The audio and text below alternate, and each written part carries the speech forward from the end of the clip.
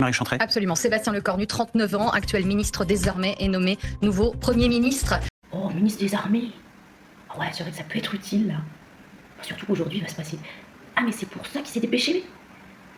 Oui, c'est ça, c'est... Fallait faire vite, vite, vite, là.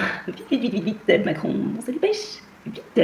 Désormais à lui de composer un nouveau gouvernement, vous le rappeliez, 7e Premier ministre depuis les 2 mandats du président de la République, 5e depuis 2022. Charge à lui, je le disais, de composer son gouvernement. Eh ben, peut-être qu'il va pouvoir aider Macron à arrêter de tirer à balles perdues sur les ministres, parce que celles qui sont tombées depuis le début, là, ça commence à faire un peu beaucoup, hein. Bonne chance. Et bon, bah alors, il nous raconte quoi, à nous les gueux, là? Qu'est-ce qu'il nous raconte d'autre, à nous les gueux, pour nous expliquer qui c'est, là? Nous poulieux, là, qui allons encore râler, là, aujourd'hui, là, comment elle le présente, l'autre, là, ministre des Armées, là.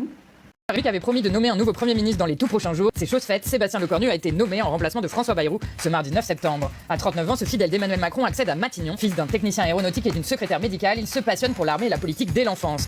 Oh, bah c'est trop mignon, ça. Non, mais vraiment, c'est trop mignon. À l'âge de 16 ans, il devient militant à l'UMP et intègre les jeunes de droite de la région de Vernon, comptant parmi les rares ministres maintenus en fonction depuis la réélection d'Emmanuel. Oh, mais c'est un truc de fou, ça. Ah ouais, donc il est de droite et c'est un des rares qui a tenu. Oh, ça, c'est une coïncidence, mais...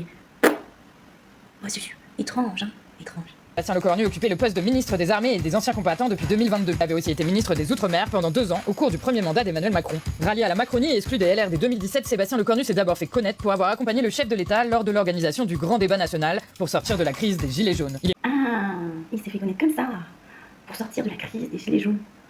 Bon, mais quelle coïncidence, mais c'est fou toutes ces coïncidences quand même. Vous trouvez pas? Non? Je sais pas. C'est un petit peu l'arbre qui cache la forêt, non, vous trouvez pas? Il est maintenant chargé de consulter les partis en vue de bâtir les accords indispensables aux décisions des prochains mois. Le président... Quelque chose à rajouter?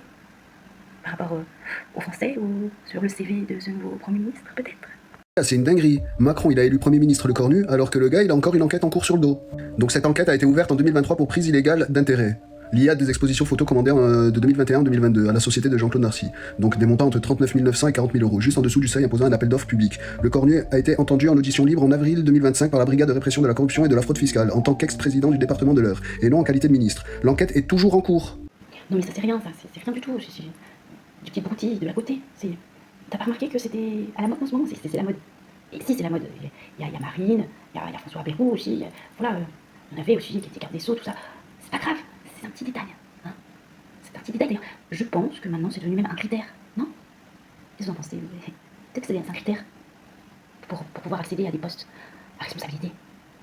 Il faut être, mais vraiment impartialement irresponsable. C'est ça qu'il faut, c'est ça. Bah écoutez, moi je suis sidéré. Le chef de l'État, il y a 85% des Français qui ne le supportent plus, et il nomme qui sont plus proches. Personne n'est aussi proche de lui que M. Lecornu. Écoutez, c'est un bras d'honneur aux Français, un bras d'honneur aux Français. On te dit, on en a marre de toi, qui tu nommes? Ton meilleur pote. Mais ça n'existe pas, ça. Il va y avoir une bombe encore plus terrible qu'on pouvait l'imaginer, et il le fait en plus à la veille de la journée de demain, donc du 10. Écoutez, pour exposer M. Lecornu plus que ça, pour une fois, on aurait pu se dire, tiens, il va prendre un tout petit peu son temps, il aurait pris 48 heures ou la fin de la semaine, ça aurait été utile. Il le nomme son plus proche collaborateur. Il se moque des Français et il le fait à un moment où M. Lecornu va se retrouver dans une situation impossible. C'est une véritable provocation. C'est à la fois une offense faite aux électeurs, mais c'est aussi une provocation vis-à-vis de l'Assemblée nationale. On prend l'un des plus proches du président de la République, on a l'impression que c'est un jour sans fin. Et je crois que c'est ce soir ce que se disent les Français. On avait un ministre de la Défense qui devient Premier ministre, on va sûrement avoir Bruno Retailleau à l'intérieur, Rachida Dati à la culture. Bref, quelle cohérence à tout ça? Sinon, la continuité du macronisme par lui-même. Nous avions dit que nous le censurions. Voilà, donc je ne sais pas s'il y aura une inflexion profonde, mais j'ai du mal à le croire. Eh bien, je pense que le ton a été donné, malgré le fait que j'ai pris la décision de prendre ça un petit peu à la légère, parce que, voilà, le pire reste à venir, je pense, et nous verrons comment va se dérouler ce premier jour de revendication avec eh bien, le Premier ministre fraîchement mis en place.